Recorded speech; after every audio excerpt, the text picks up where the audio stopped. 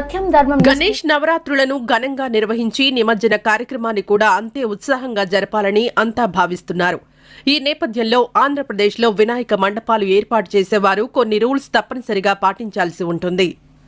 వినాయక విగ్రహ ప్రతిష్ఠ మండపాలు ఏర్పాటు చేసుకోవడానికి సంబంధిత పోలీస్ స్టేషన్లో SHO అనుమతి తప్పనిసరిగా తీసుకోవాలి. మండపాలు ఏర్పాటు చేసుకోవడానికి 5 లేదా అంతకంటే ఎక్కువ మంది కమిటీగా ఏర్పడి వారి వివరాలు సంబంధిత పోలీస్ స్టేషన్లలో తెలిపి వారి గుర్తింపు కార్డు జిరాక్స్ కాపీలు పోలీసులకు చూపించి అనుమతి పొందాలి. పండుగ సందర్భంగా తీసుకోవాల్సిన జాగ్రత్తలు మనం ఇప్పుడు ఏ మండపాలు పెట్టాలన్నా సరే ఇప్పుడు ఆన్లైన్లో అప్లై చేసుకోవాలి, మాన్యువల్ కూడా చేయొచ్చు. కాబట్టి మీరు కొన్ని సూచనలు ఉన్నాయి, అవన్నీ కూడా పాటించవలసిన అవసరం ఉంటుంది. ఎప్పుడైతే మీరు మీ తాలూకు ఇన్ఫర్మేషను ఎక్కడైతే మీరు మండపం పెట్టాలనుకుంటున్నారో ఆ ప్లేస్ మాకు ముందుగా చెప్పాలి. ప్రైవేట్ ప్లేస్ అయితే వాళ్ళ తాలూకా పర్మిషన్ తీసుకోవాలి, గవర్నమెంట్ ప్లేస్ అయితే కన్సర్న్ డిపార్ట్మెంట్ తాలూకా పర్మిషన్ తీసుకోవాలి.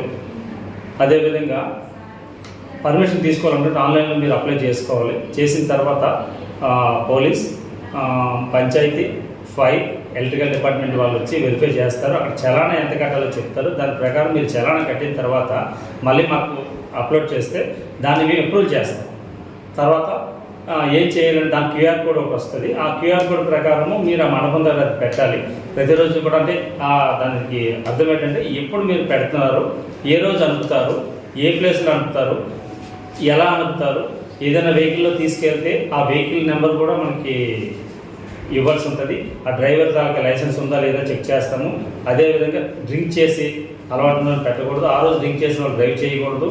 రెండవది, ఈ మండపాల దగ్గర ఏవైతే కమిటీ మెంబర్లు ఉంటారో ఖచ్చితంగా ఎవరో ఒకరు రాత్రిపూట ఉండవలసి ఉంటుంది. ఎందుకంటే వర్షాలు పడుతున్నాయి కాబట్టి ఎలక్ట్రికల్ సంబంధించింది కానీ లేదని సరే అక్కడ ఏదైనా చిన్న చిన్న డిస్టర్బెన్స్ అయ్యే అవకాశం ఉంటుంది. కాబట్టి ముందుగా ఏ ఇన్ఫర్మేషన్ ఉన్నా సరే మా పోలీసు వాళ్ళకి తెలియజేయాలి.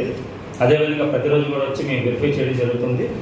నెక్స్ట్, ఎక్కడైతే మీరు ఈ వినాయక చవితి రోజు నుండి మళ్ళీ అనిపోయే వరకు కూడా ఏ ప్లేస్లో అనుపుతారు ఆ రూట్ కూడా మాకు ఇవ్వాల్సి ఉంటుంది.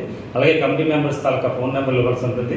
ప్రతి ఒక్కరు కూడా అక్కడ చిన్న డిస్టర్బెన్స్ లేకుండా ఈ పండుగ అందరూ కూడా జరుపుకోవాలని చెప్పేసి పోలీసు వాళ్ళని తెలియజేస్తుంది.